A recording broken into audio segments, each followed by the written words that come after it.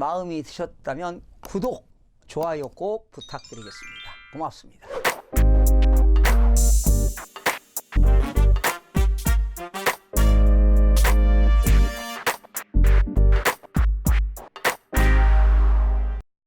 예, 이 시간에는요, 이혼으로 인한 이자료 청구권도 상속이 가능한가라는 내용으로 법률 전문가 안영찬 교수님과 함께 보따리를 풀어보도록 하겠습니다. 여러분, 재판상 가정법원의 이혼을 청구할 수 있는 원인을 아십니까? 우리나라 민법 840조에는 재판상 이혼 원인이라는 게 있는데요. 여러 가지가 있습니다. 그러면 안영찬 교수님하고 한번 풀어보도록 하겠는데요. 교수님, 이런 재판상 이혼에서요. 예. 그 배우자의 부당한 행위가 있었을 때 네. 이혼 사유가 되는데 어떤 원인들이 이런 것이 있을까요? 가장 이제 그 흔하게 생각할 수 있는 거는 이제 바람 피운 거죠. 바람 피우는 거. 예, 바람 피우는 경우. 근데 최근에 이제 문제되는 거는 최근에 그 헌법재판소에서 낙태죄가 이혼이다. 그죠? 네. 헌법 불합치 판결을 내렸죠. 다시 네. 말하면 낙태죄를 그 임신 기간과 상관없이 일률적으로 처벌하는 거는 위헌이다 이렇게 판결을 내렸는데, 예. 근데 문제는 만약에 배우자의 동의 없이 아이를 낙태하는 것은 지금 현재 형사처벌이 안 된다 하더라도 이혼 사유는 될 수 있는 거죠. 그죠? 다시 그렇죠. 말하면 제가 부인이 임신해가지고 와이프가 임신해서 기분 좋았는데 다음날 와서 보니까 아이고 이 여자가 아무런 말도 없이 낙태했다. 이것도 일종의 부정한 행위로서 뭐가 될 수 있죠? 이혼 사유가 될 수 이혼 사유가 될 수 있다. 그러면 배우자가 악의로 예. 다른 일방을 유기할 때 이런 건 어떤 내용이죠? 이런 경우는 이제 뭐 유기한다는 말은 뭐 상대를 안 한다는 얘기거든요. 그렇죠. 근데 이제 이것과 관련돼서 참 재밌는 거는 예를 들어서 부인이 성관계를 거부해요. 그죠? 성관계를 거부하는데 남자가 동의 없이 억지로 성관계를 가지면 그건 강간죄로 그렇죠. 처벌이 되거든요. 네. 강간죄가 성립되죠. 예, 그죠? 근데 만약에 부인이 아무런 이유도 없이 성관계를 거부한다면 이건 일종의 일방을 유기하는 것으로서 뭐는 될 수 있냐면 이혼 사유가 될 수는 있습니다. 근데 문제는 뭐냐면 부인에게 어떤 질병이 있으세요. 예. 뭐 좀 불감증이거나 어떤 성관계를 가질 수 없는 질병이 있기 때문에 못하는 거라면 그때는 이혼 사유가 될 수는 없습니다.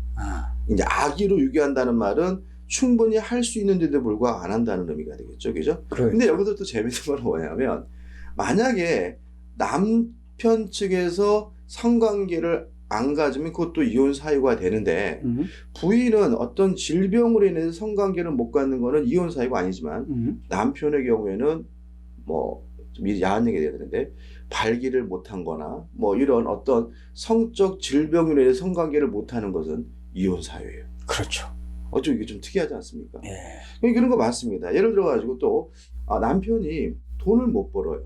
뭐 예를 들어 가지고 뭐 일도 할 생각도 안 하고 막 이런단 말이죠. 이렇게 생활력이 없는 거는 남편의 생활 무능력은 우리 대법원 판례가 이혼 사유가 봅니다. 될 수 있죠. 됩니다. 근데 부인이 돈을 못 버는 거는 이혼 사유가 아니에요. 또 이런 것도 있어요. 자, 우리가 알다시피 부인이 임신을 못 해요. 아이를 못 가져요.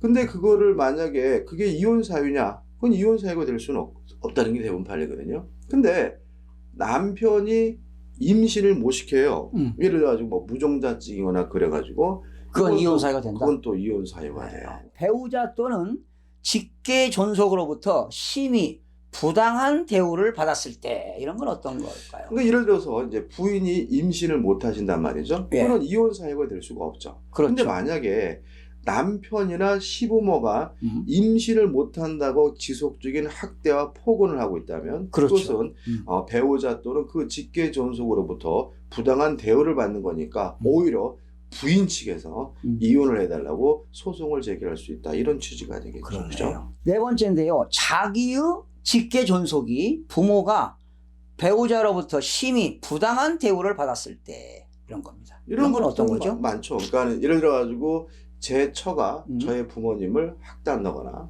아니면 저는 좀 이상한데 아무튼 남자가 장인 장모를 학대한다거나 이런 경우도 이혼 사유가 될 수가 있는 거죠. 그러네요. 자, 5번째 마지막인데요. 이혼 원인 배우자의 생사가 3년 이상 분명하지 아니할 때. 실종된 경우에. 그렇죠. 그러니까는 예를 들어 가지고 가슴 아픈 일일 수도 있지만 돌아가셨는지 죽었는지 알 수 없는 상태가 3년 지속이 되면 이제 배우자는 이혼 청구 소송을 제기할 할 수가 수 있는 있다. 거죠. 그러니까 남편이 나가가지고 연락이 안 되는 거지. 그죠. 죽었는지 근데 살았는지. 이제 예를 들어 가지고 이게 좀 치사한 얘기인데요. 네. 만약에 그 생사가 불명인 상태가 지속이 되면 이제는 이게 혼인 관계가 유지가 되면 좋은 남자가 생기더라도 좋은 여자가 생기더라도 재혼할 수가 없잖아요. 그렇죠. 결혼할 수 없잖아요. 그러니까 이혼을 해야 네, 되지. 그러니까 3 정도까지는 기다려주고 그래도 연락이 두절되고 생사가 불명하다면 혼인 관계를 단절시키고 새 생활을 할 수가 있다. 이런 취지가 되겠죠. 자, 그래서 이 시간에 말이죠. 안 교수님하고 이혼으로 인한 위자료 청구권도 상속이 가능할까? 이런 사례를 가지고 한번 제가 설명을 드려보겠습니다. 명철과 경희 씨는 대학 선배의 소개로 만나 6개월간의 짧은 연애 끝에 이제 결혼을 했습니다. 그런데 서로 잘 모르는 상태에서 급하게 결혼을 한 탓인지 신혼 초부터 두 사람은 다툼이 잦았고 그로 인해 갈등이 깊어지게 됐습니다. 그런데 이제 가정의 정을 못 붙이던 경희는 자주 집을 비웠고요. 그 와중에 대학교 때 사귀던 선배와 외도를 하게 되었습니다. 나름대로 정상적인 가정을 꾸리기 위해 애를 썼던 명철 씨는 경희 씨의 외도 사실을 알게 되자 더 이상 참지 못하고 경희를 상대로 이혼 및 위자료 청구 소송을 제기했습니다. 명철은 법원으로부터 두 사람은 서로 이혼하고 경희는 명철에게 위자료 7천만 원을 지급하라는 내용의 판결을 받게 되었습니다. 이 판결이 확정된 후 명철 씨는 지친 심신을 달래기 위해서 부산으로 여행을 떠나던 중 안타깝게도 교통사고로 사망하게 되었습니다. 이때 경희 씨에 대한 원망이 가득했던 명철 씨의 부모님은 경희 씨를 찾아가 아들의 이혼 위자료를 내놓으라며 소리쳤지만 경희 씨는 이혼으로 인한 위자료는 명철만이 받을 권리가 있는데 왜 명철 씨의 위자료를 명철이의 부모에게 줘야 하는지 모르겠다고 맞서고 있습니다. 이런 경우에 과연 명철 씨의 부모님은 경희 씨에게 명철이의 위자료를 받을 수 있을까요? 이런 내용인데요. 안영찬 교수님께서 좀 정확한 답변을 좀 부탁드리겠습니다. 원래 이제 위자료 같은 거는 이제 예. 정신적인 고통, 그거에 대한 손해배상이거든요. 그렇죠. 따라서 내 정신적 고통으로 인해서 손해배상해달라 이런 의미이기 때문에 예. 이거를 다른 사람한테 양도한다거나 또는 다른 사람에게 상속이 되거나 그럴 수는 없거든요. 그렇죠. 이걸 우리가 일신전속권, 한 사람에게만 속할 수 있는 권리다 이런 의미거든요. 그게 일신? 전속권이죠. 네, 전속권이죠. 그죠?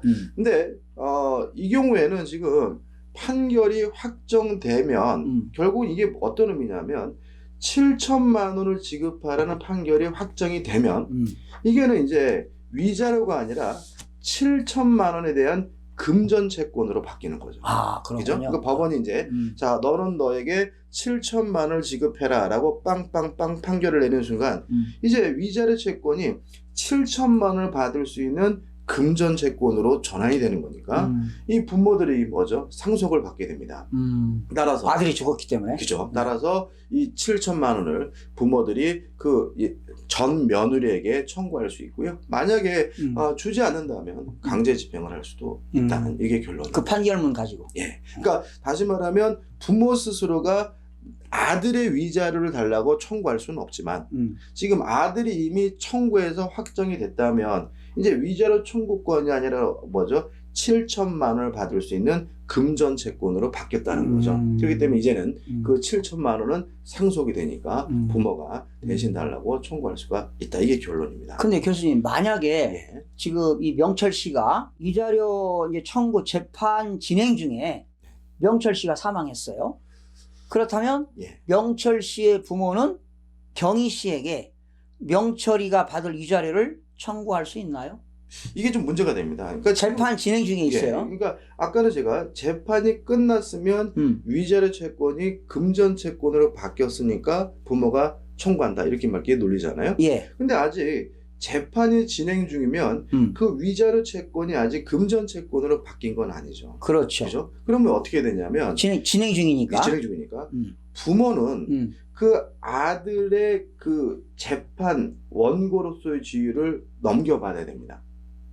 스스로 부모가. 네, 그러니까 부모가 아들의 지위를 넘겨받아서 부모가 아들 대신 뭘 하는 거죠? 소송을 진행을 하고요. 예. 소송을 진행해서 법원에서 7천만 원을 지급하라는 판결이 이루어지면 예. 그 판결을 근거로 해서 7천만 원을 받을 수가 있는 거죠. 다시 말하면 재판 진행 중에 명철 씨가 사망을 했다면 예. 소송 당사자적 지위를 부모가 뭐죠? 대신 승계를 해가지고 재판을 진행함으로써 그 금전 채권을 확보할 수 있다. 이런 의미가 되는 거죠. 그러면 결과적으로 네. 그 명철 씨 아버지가 그 영희 씨한테 네. 청구할 수 있는 권리가 있다. 그렇죠. 그러니까 이게 이렇게 되는 거네요. 그죠? 만약에 그 명철 씨가 이혼 소송을 제기하지 않고 중간에 삶을 비관해가지고 자살하셨다. 이랬을 때 부모가 너무 원망스럽고 그래서 명철 씨 위자료를 부모가 대신 청구할 수는 없는 거죠. 그렇죠. 그렇죠? 그렇죠. 네. 근데 만약에 소송이 진행돼서 판결이 났을 때는 부모님이 그 판결에 근거해서 위자료를 받을 수가 있고요. 네. 만약에 명철 씨가 소송을 진행 중이다가 돌아가셨다면 부모님이 소송 당사자적 지위를 계승해서 승계받아서 스스로가 재판을 진행해가지고 뭐죠? 위자료를 받을 수가 있고 이렇게 되는 거거든요. 근데 여기서 좀 문제가 좀 있습니다. 어떤 문제가 있냐면 지금 소송 진행 중에 명철 씨가 사망을 하면 이혼 소송은 중단됩니다. 그죠? 지금 이혼이 소송 중에 있으면 만약에 이혼 소송이 안 됐어. 그러니까 지금 진행 중이잖아요. 지금 네, 두 가지를 청구한 거죠. 네. 이혼해달라. 그다음에 위자료 달란데. 근데 문제는 소송 진행 중에 이분이 돌아가시면 네. 이혼 소송은 중단시켜요. 대법원 판례가. 왜냐하면 더 이상 사망하는 순간 혼인 관계가 뭐가 돼요? 끝났으니까 굳이 네. 이혼 소송을 제기할 필요는 없다는 거죠. 예. 근데 문제는 뭐냐면 따라서 지금 소송 진행 중에 명철 씨가 돌아가시면 그분의 재산과 특히 교통사고 보상금이 부인에게 상속이 된다는 점이죠. 그러니까 이혼이 안 된 상태에서 예. 남편이 죽었다면 예. 당연히 남편이 가지고 있는 재산은 부인에게 상속이 된다는 것이죠. 또 그다음에 예. 교통사고로 사망했으면 교통사고 사망보험금도 만만치 않을 거거든요. 그렇죠. 그것도 이제 부인에게 상속이 되는 거죠. 그래서 또 자녀가 있다면 또 그렇고. 자녀가 있다면 아직은 뭐 여기는 자녀가 없고. 100% 다 가고요. 그렇죠. 만약에 자녀가 없다면 1.5대 1로 배우자와 부모가 같이 상속을 받거든요. 그럼 결국은 만약에 소송 진행 중에 이 명철 씨가 사망하면 네. 부모님은 그 소송 지휘자로서 7천만 원을 달라고 위자료를 청구할 수는 있지만 그 명철 씨가 가지고 있던 재산과 교통사고 보상금은 예. 며느리에게 상속되는 것을 막을 수는 없다는 거 좀 주의하셔야 됩니다. 예. 우리 참고로요, 시청자 여러분들에게 남편하고 부인하고 이혼하면서 남편이 부인에게 이자료를 줬다, 또는 부인이 남편에게 이자료를 줬다. 그 이자료 지급은 증여가 아닙니다. 참고로 알아두시고요. 또한 남편이 부인에게 위자료 대신에 아파트를 주고 상가를 주고 토지를 줬다. 그럼 이게 대물변제로서 양도에 해당하기 때문에 남편은 양도소득세도 내게 됩니다. 아, 양도세 되나요? 네, 대물변제로 봐가지고. 그렇구나. 자, 이렇게 해서 오늘 지금까지 법률 전문가이신 안영찬 교수님과 함께 대담을 해봤는데요. 교수님께서 운영하는 민잡 잘 되고 있습니까? 예, 뭐 생각보다는 예. 지금 한 2달 반 좀 넘었는데 예. 뭐 저는 교수님 있잖아요. 예. 저는 참 그 뭐랄까요? 겁넘었던 것 같아요. 제가 그 민잡, 이게 공인중개사 자격증 준비하시는 예. 민법 그 수험생들을 위한 그 채널이잖아요. 네, 그렇죠. 저는 그 민잡해가지고 민법 잡기 해가지고 민잡해가지고 유튜브를 개설하면 수험생들이 확 많이 오실 줄 알았어요.